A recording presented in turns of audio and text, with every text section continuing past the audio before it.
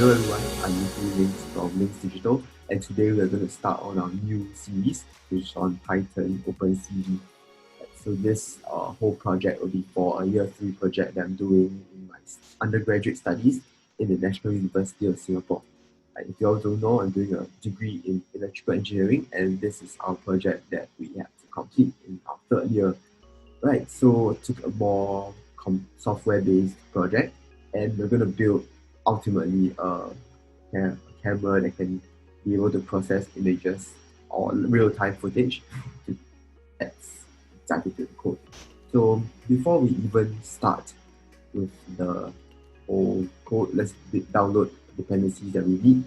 So we'll be downloading OpenCV. We fire up our terminal, and let's wait for this. Right, so pick 3 install, and okay, I think this means that we have our most updated version installed. So let's get to the code. So first we have to import our libraries, import CD2. So this means that all the functions in the CD2 library will be inside our code. So let's start with capture. So this will capture the images. Video.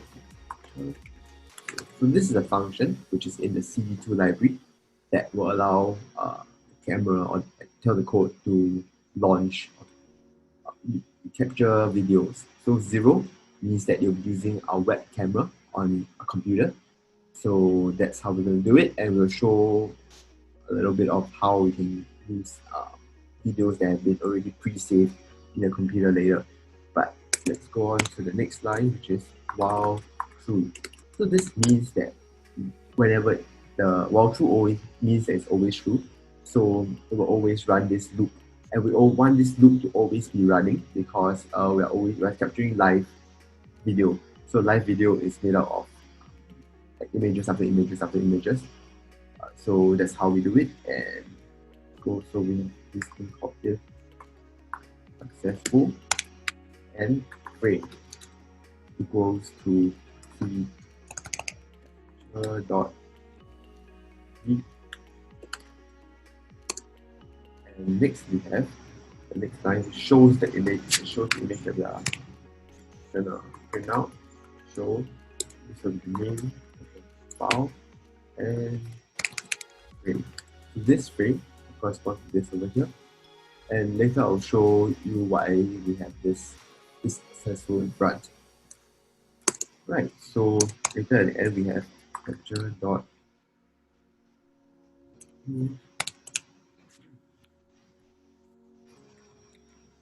capture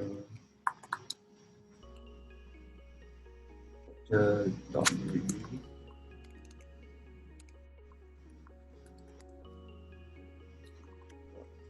destroy all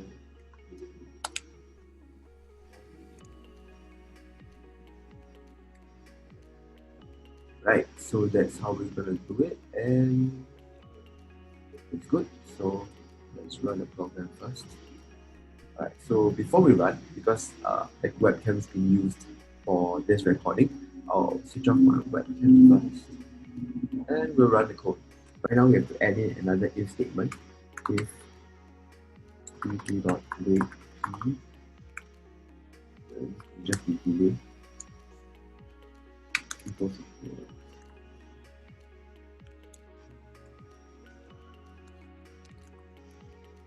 so this says that if I press the Q on the keyboard, it will break out of this loop and it will close the program. So let's run it, and I'll switch off my webcam first for this because we're both using the same webcam, and run.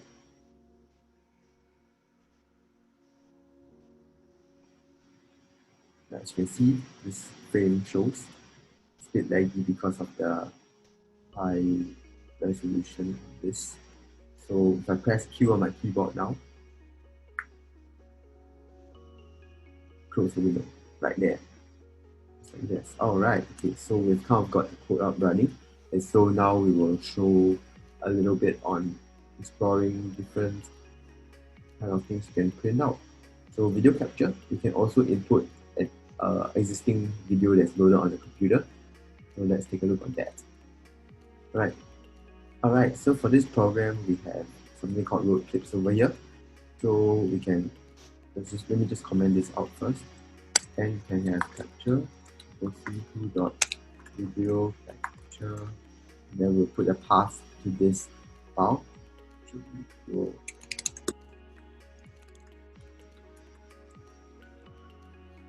And we can just access all of these. So how about we do 001.mp4. 001.mp4.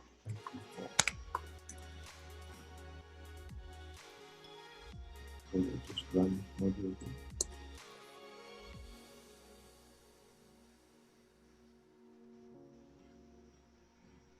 And yes, here we have it. It's loading. It's a video, but it's running really slowly because of how big the video file is. So yeah, that's how it works. And then to close it again, we press Q. These are the two kind of ways you can initiate a video. So this is the path to the folder. So it's on my desktop and it's in the folder called Road Clips. So it converts this over here. And this will be the file name. The video file is called 001. So if I want to play another video, all I have to do is just press a different clip. Right, so credits to all. This video was taken on the road in school. Oh, no, it's on the highway actually. This one's on the highway in Singapore. And yeah, of course, the other videos that we have over here.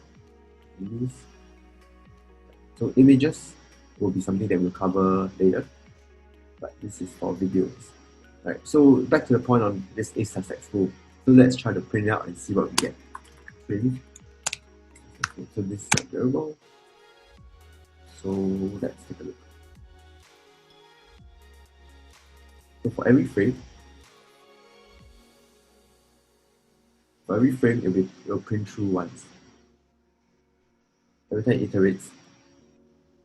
So actually a video is made out of many images, just that this, because of the resolution, is moving very slowly. So you can see every time the picture moves, it prints a true. So that brings back to the point where, let's put this, for every while true loop that runs, it will print is successful once. So what is successful is actually the to say whether there's a frame being captured. So if there's a frame that's read through the video, it will print true. As simple as that.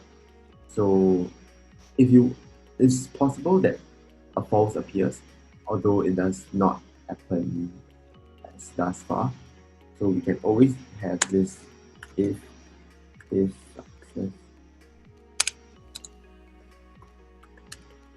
over here.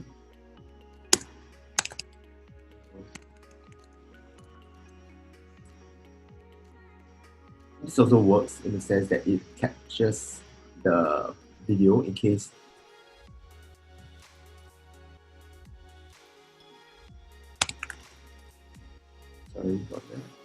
this captures in case that it is false, it will break the loop and will not cause an error to run.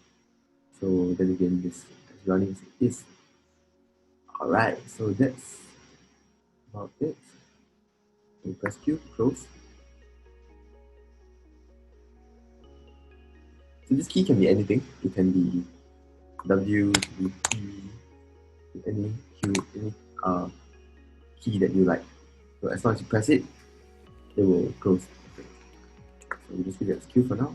And that's about it for our program this run. So then again, we comment out all the functions that are not used. So in case we want to switch to our camera, we can just comment this out instead. And that's about it for this first tutorial. So we won't want to print extra stuff over here.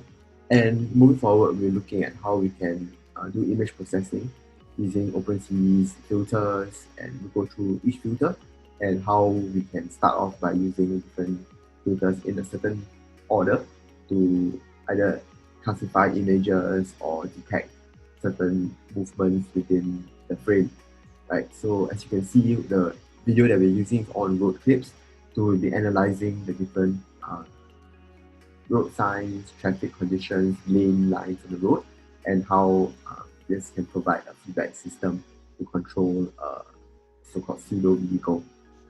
Alright, so that's about it. All this code will be uploaded on GitHub, so if you're interested to copy, follow along, or just tweak the program accordingly, you can follow GitHub link down below in the comments. Right, if you have any other comments, you add on anything to what we have, you can do so. And that's about it for now. We'll see you in the next episode. Thank you.